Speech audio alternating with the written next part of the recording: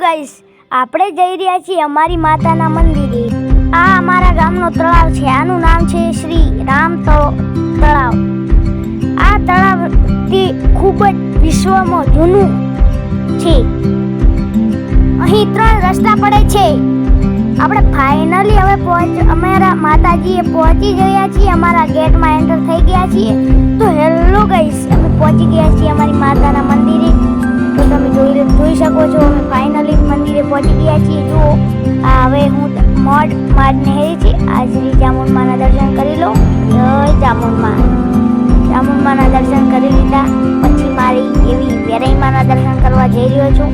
જય વેરાઈમાં દર્શન કરી લીધા પછી મારે આવી ગયો ગણપતિ અને લક્ષ્મી માતાને દર્શન કરી લીધા। આ અમારે વિશ્વનું ખૂબથી મોટું છે। લાઈક કરજો, સબસ્ક્રાઈબ કરજો, શેર કરજો। કાલે નવો બ્લોગ મળી જશે। Please subscribe.